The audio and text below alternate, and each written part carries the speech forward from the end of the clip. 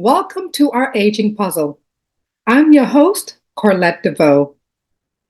This is the first week of April 2024. And as the saying goes, April showers bring May flowers. Remember, our show is about aging and how it affects all of us. We will have one-on-one conversations with guests from all walks of life, whether they're seniors, middle-aged, young folks, doesn't matter. We're going to bring their stories to you. We will have opportunities to share stories and have conversations that's going to make you laugh, bring you to tears, inspire you, but overall just give you valuable insights on current topics and health problems and just help us all live a healthier, longer life. April isn't just about spring blooms, y'all. It's also about autism awareness and Autism Acceptance Month. After April 2nd, we will switch gears to understanding autism just beyond the surface. It's not about spotting autism, but about learning and celebrating those unique traits that make autistic individuals shine in their own way.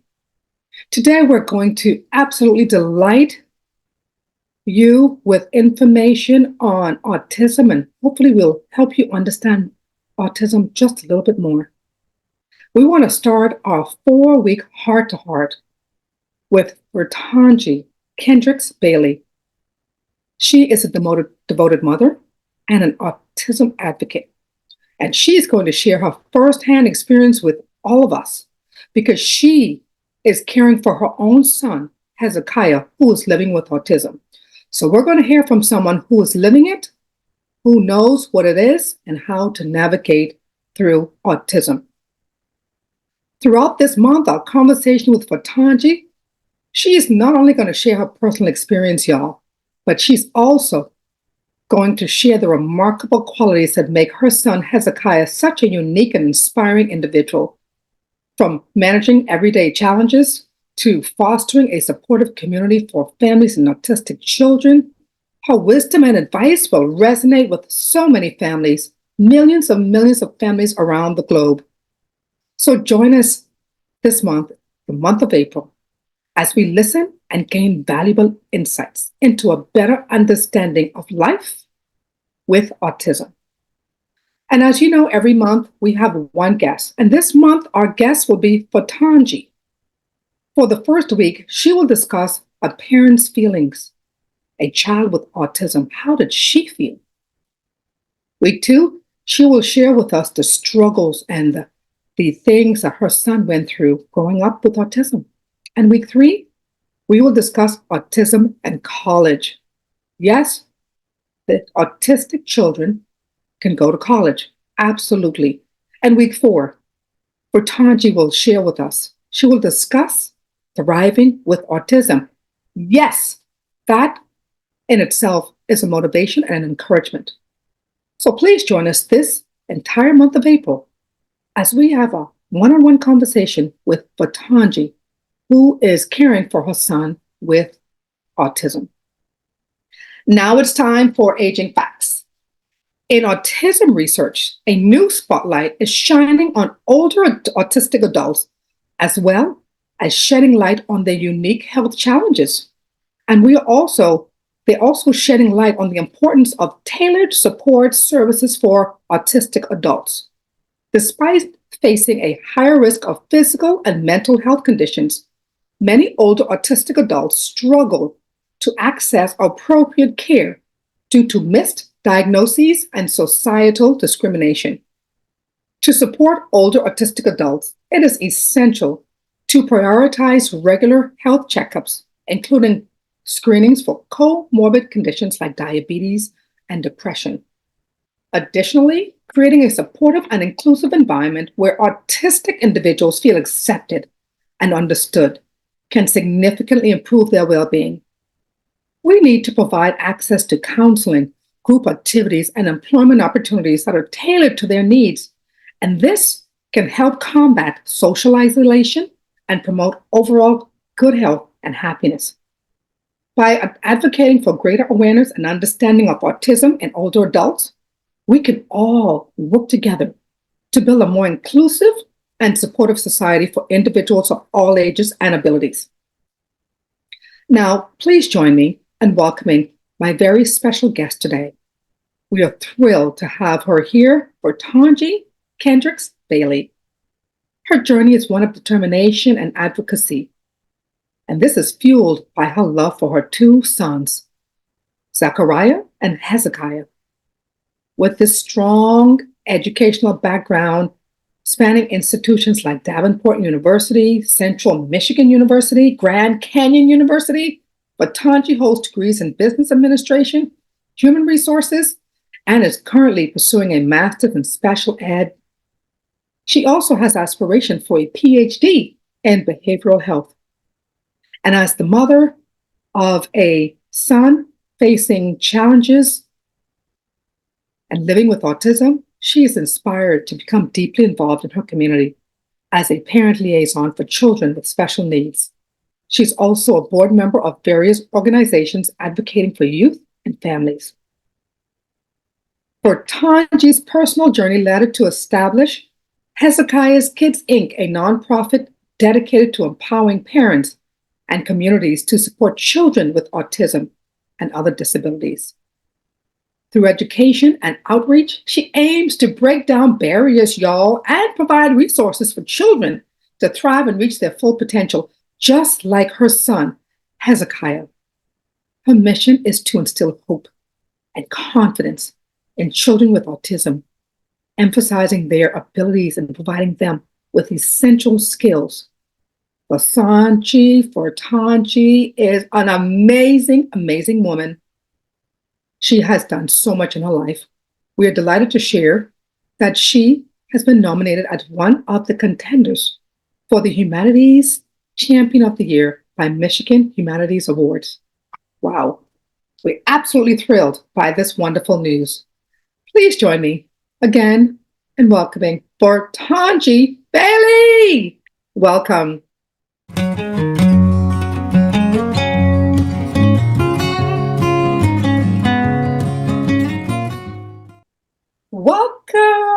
Welcome, VerTongie. Thank you so much for being here. Thank you for having me. That's fantastic. Well, today we are absolutely delighted to start our 4-week heart-to-heart conversation with my sorority sister, VerTongie Bailey. We sincerely appreciate your presence here throughout this month of April, which is a significant month that's dedicated to autism acceptance. And you yourself being a dedicated mom of two sons, Zechariah Bailey, a graduate from Case Tech High School in Detroit, Michigan, and your son, Hezekiah Bailey, who is living with autism. You bring a wealth of experience and knowledge to us this month, and we appreciate you so much. Thank you. Fantastic. We know your advocacy work demonstrates your in-depth understanding of the special care and love it takes to raise a child with autism, VerTongie, and you are a key member of a supportive community for families with autistic children, showing endless love, patience, and understanding. Fantastic. We are sure that you cannot wait to share your experience as a parent liaison for children with special needs, and also your personal experiences, as well as the unique qualities that make Hezekiah such a remarkable young man. We appreciate your advice on managing everyday challenges that will help people who are watching, our viewers. This will help anyone who has someone in the family with autism. So we appreciate you being here today to share your knowledge and your experience. Thank you. Thank you. Thank you for having me. Awesome. So as we begin this series, VerTongie, can you share some of the emotions you experienced when you first received your son's autism diagnosis? When my son first was diagnosed with autism, he was 3 years old. And my parents decided that something was quite not right with him. I had 2 children, and I'm thinking I was not a talkative child, was not an outgoing child. And so he was very different from Zechariah. So I didn't think anything else about it. But the doctor kept telling me, well, you know, we should have him tested. We should have him looked into or tested. So At the age of 4, he was diagnosed with autism, which was kind of shocking for me. I had to get myself together Mhm. because this was all new to me. Being a person in the community, having resources that was needed, and just being a resourceful person. But this was very, very new to me. So I had to get myself in order to start this journey of learning how to care for my son and to make sure that he had the best quality of life. It was not easy, but I got through it. Right. What are some of the things that you had to do when you found out that he had autism? What are some of the things that you had to do? You said you had to now prepare and do some things differently. Tell us about those things that you did differently. The things I did differently was I had two children. One was on the spectrum, one was not. So that's very two different personalities. So when you're out and about with kids, as like my older son, he was kind of a community child, um, the poster child.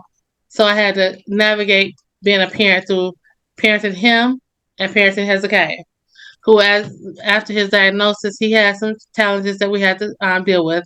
Like he didn't like being in club crowds. He didn't like being away from home a lot. So we had to navigate how to be a mother to both children equally, and to get through that. Okay. Wow. I can imagine that, having to navigate those two differences was challenging. What are some of the things you did to navigate, Hezekiah wanting to be home and then, of course, Zachariah wanting to go out? What are some of the things you did to balance that? So there was a compromise. We would take short trips. Mm. Like we would go to the grocery store. We would go out to movies. I knew Hezekiah could sit through the movie. So I always had a second person with me, maybe his dad or my sister or brother or somebody. I always had a support group. So if Hezekiah got too overwhelmed, we would just leave the facility and go back to the vehicle, or just leave Zachariah there with someone else until Hezekiah got able to sit through a movie. So it's being able to navigate, delegate situations, delegate responsibilities to other family members and friends. Well, it seems like a support group is really important when you have a child with autism. Is that correct? It is having a strong support system is very key. And I'm spiritual, so knowing God to give you the strength to be able to get to it is very. Well, I'm about to cry, but it's very you need to have a spiritual guidance in that, and having a strong support system, my family, my friends, that was very important to me because that was very new to me. Right, right, right. Well, I can only imagine, and I applaud you. You are a phenomenal woman and a Thank phenomenal you. mom, both of your children. So great job. Let me ask, how do you navigate the challenges of balancing caregiving responsibilities with self-care and then maintaining your own well-being? Because I know it's a struggle, it's a challenge. How do you do that? Well, I had to learn how to do that at first, but now I'm getting better at it.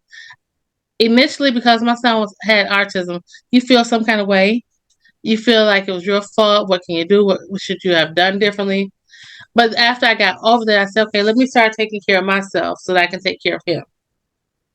Fast forward, I had a stroke 2010, master stroke. I was in the hospital on a life support machine. So I recovered from that. And after I recovered from that, I said, I have to start taking better care of my health, myself, because I have this child. Knowing my siblings, my parents would take good care of my kids. From that point on, I had to start balancing. VerTongie needs self-care and time to myself and time to meditate. So I couldn't just give it all to Hezekiah. So I had to balance the two of having a child that had autism and one that did not.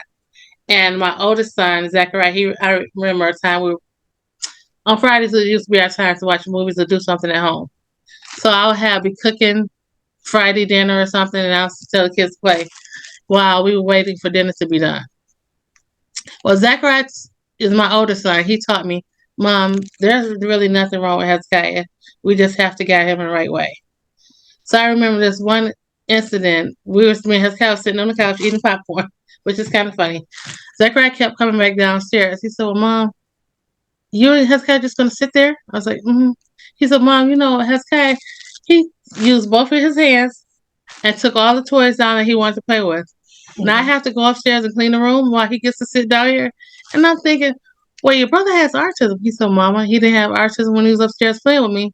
So he took the toys down and he could use his hands and put them back up. And I'm like, well, no, he has a little disability. And then that's where we got the ability within a disability. Wow. Okay. So he clarified that. So how did you handle that? Did you have Hezekiah go back upstairs? Well, that time I told Hezekiah, I said, Zach, Hezekiah, he's not really. He said, well, Hezekiah, do you want to continue to play with me? Hezekiah shook his head. And then he got him upstairs and he showed him how to put the toys up. So I just let them be. He's a great big brother. That's fantastic. Fantastic. Oh, wow. Well, it's like, it sounds like you have some great times.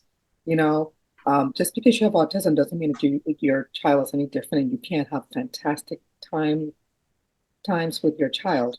But then there were those meltdown times as well. Like we would be out at a game or something, and Hezekiah would have a complete meltdown, and I had to figure how to navigate him through the crowd without everybody looking at me. And sometimes there would be, and I'll be honest, there would be embarrassment times for me. People think, okay, she's not a good mom, his child is acting up. But I had to even overcome that as well. I'm going to navigate my son through this crowd, get him out, get him calmed down, back to the car, and come. So there's a sense of embarrassment. There's a sense of wanting to tell people I'm a great mother. He's just having a meltdown. So I found myself explaining a lot about that. But then I overcame it. It is what it is. He's going to have a meltdown. He's going to have good days. He had good days and he had bad days. That's interesting that you said that. You said that you were embarrassed sometimes because you thought people saw you as a bad mother. Why did you feel that way? Because people will be looking at you kind of strange. They'll be turning up their nose, and then you have to, okay, they think I'm a bad, horrible mother because he's cutting up, he's running, but it was not that.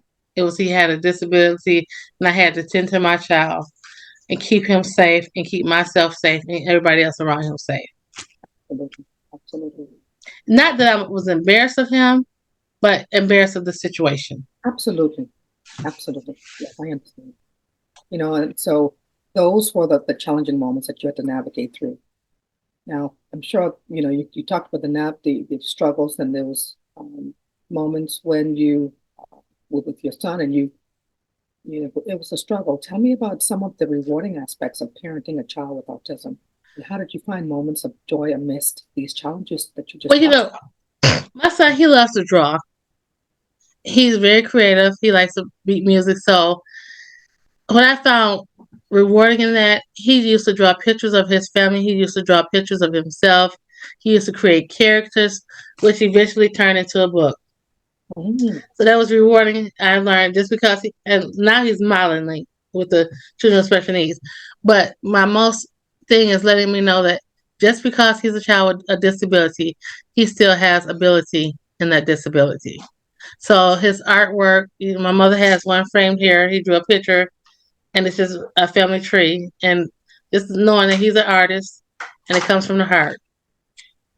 That's fantastic. Ability in the disability. Ability in the disability. That's fantastic. That's a fantastic way to look at it, because your son is very talented. Yes. That's fantastic. Is there anything else you want to share with us before we wrap up today? I just want to share with parents that may be looking. It gets better. It gets easier with the right resources, with the right support group, with the right work. And you have to put the work into it for the achievement to come the way it will be. And I would tell parents there will be some, and I'll be quite honest, there will be some embarrassing moments. There will be some happy moments. There will be some sad moments. There will be some moments that you're proud. But keep going and just encourage your son. Yes, you have a disability. You have autism, and there are different levels of it. So we went from him being nonverbal to being verbal. So I just want to tell the parents to stay encouraged and know that your child can do what they put their mind to. But it takes the work and takes the time and the effort. That is fantastic. Wow. Great advice. VerTongie, your openness about your son, Hezekiah Anthony Bailey, is so appreciated. Thank you. Children on the autism spectrum have many unique challenges that they face every day. And while many understand this, it's less common for people to consider the parents of those children. Right. They go through.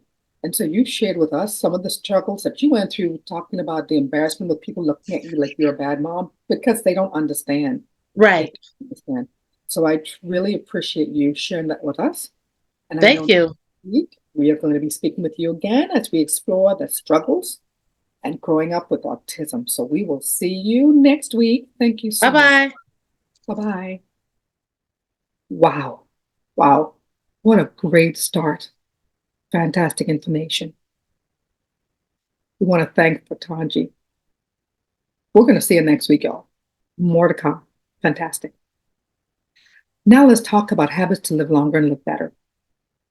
Every week we recommend 4 things. We want to continue to recommend those things in 2024 so we could all live a better life. Remember, proper diet, regular exercise, reduce stress, and socialize. These things are going to help you to have a positive effect on your overall health and well-being, and it will help you to live longer and live better. As we start this month of April, our mission this month is to shed light on autism spectrum disorder, ASD. We are striving to foster more inclusive environments everywhere, from schools to workplaces and beyond. ASD is a neurological condition which manifests uniquely in every individual, and it forms a diverse spectrum of traits ranging from routines, needs to sensory sensitivities, and distinct social interaction styles. And despite prevalent damaging stereotypes, autistic individuals simply require understanding and support to navigate the world where the rules may not always be clear. Give them a chance. However, achieving inclusivity, especially in employment, it poses sometimes an ongoing challenge for young adults and adults with autism. As a matter of fact, only 29% of adults with autism are actually employed. This indicates a critical need for equal opportunity. It also indicates a need for understanding. Employers often overlook the potential of autistic individuals. They are employable, y'all. You are missing out on the unique skills and passion they bring to the table. Today, our focus is breaking down those barriers and recognizing the invaluable conditions and contributions of autistic individuals in every sphere of life. Let's strive for a future where diversity is celebrated and everyone has a chance to thrive. By sharing the inspiring life of VerTongie and Hezekiah's remarkable success about thriving in various amazing ways and honing the skills necessary for realizing his utmost potential, this month, we want to unite with the motto, let's adapt our world to accommodate everyone. It's about replacing stereotypes with actual comprehension. Because when we truly understand, everyone can feel like they have a place. And isn't that the fundamental aspect of life? Yes, it is. Thank you for joining us this week. We will see you next week when we have our special guest, VerTongie Bailey, return to shed more light on autism. Thank you again, VerTongie. We will see you all next week. Voila! I'm Kevin Harrington, an original shark from Shark Tank. DG Incorporated provides coaching services